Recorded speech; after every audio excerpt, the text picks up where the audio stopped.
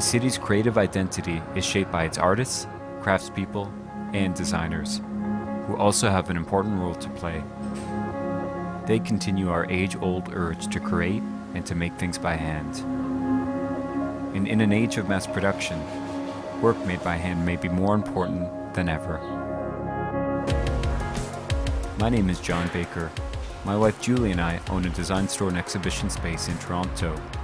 We believe that well-designed, beautifully crafted items have the power to enhance our everyday lives. In this series, I'm going to meet some of the people whose handcrafted production is shaping this city of makers.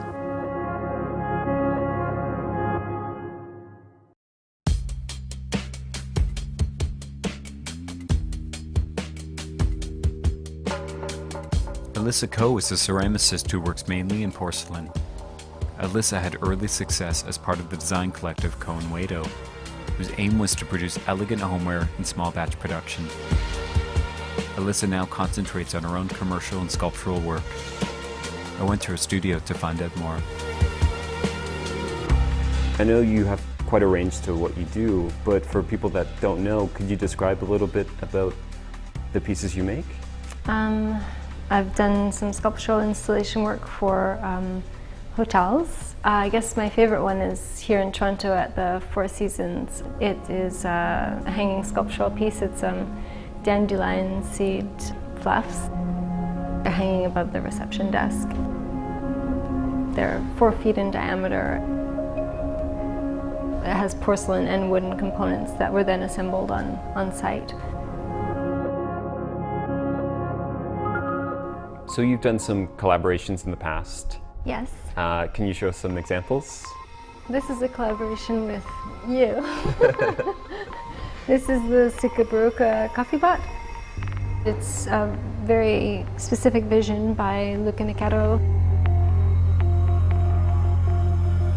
That was made with slip casting. So slip casting is when you make an object with liquid clay instead of solid clay. This is the process you would use for industrial work. Mm-hmm. Things you have to make multiples of. Mm-hmm. You make a model and you make a mold of it from plaster. You fill the plaster mold with liquid clay, let it sit for a predetermined amount of time. In that time, the water is being absorbed into the plaster mold, and then when that time is passed, you pour it out and you're left with a shell. Yeah. And that shell is your object. It's super magical. Even though it's slip cast, I don't think people would understand how much time you spend with your hands on an object that looks so pristine. All of the lines are actually done by hand. And I was like, oh, okay, that's all well and good, you know, it's difficult. But until I actually saw what you have to do to get lines done, especially on the cup, which has just an incredible amount of perfect lines, there's a lot of hand process. Mm-hmm. I never realized just how much of you is in the work. Yeah, it's that hand finishing that really makes a piece special, I think.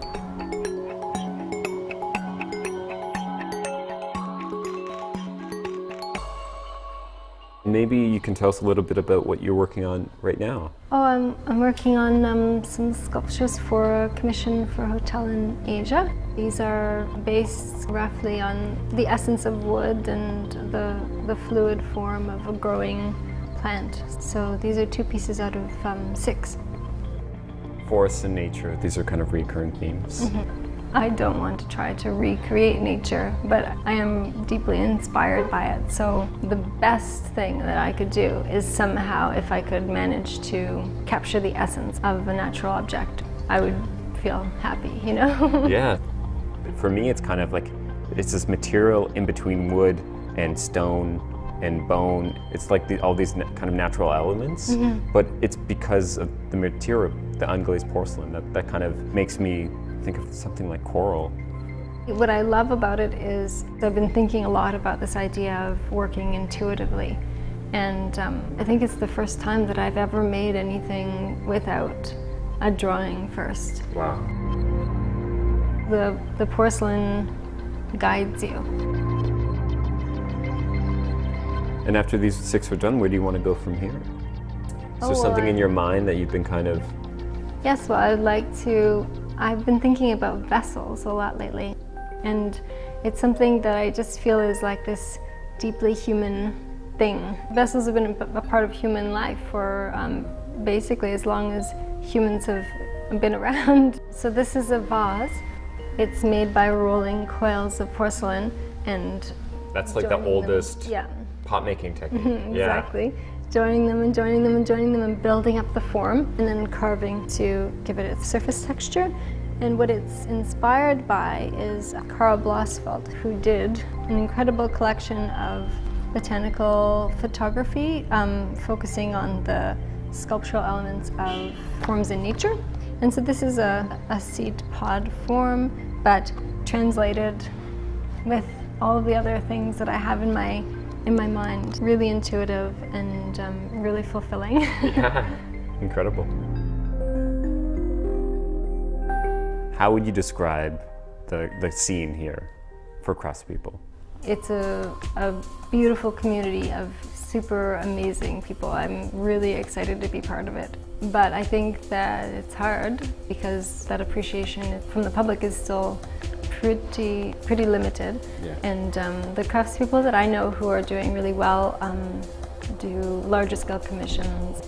I do know some who still slug away at craft shows and stuff like that, and I just feel like, and I'm generalizing, but it's not a sophisticated venue or format for showcasing really fine, elegant work. And Well, craft can be a derogatory term.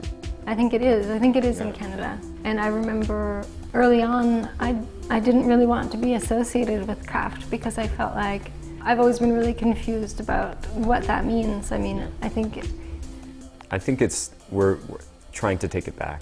Yeah. That's why we have to use the word craft over and over and over, because the thing about craft is once it's really good, people want to define it as art immediately because they want to disassociate it with what it is, which is craft. Do you know what I mean? Yeah, it does exist in that place in between art and design.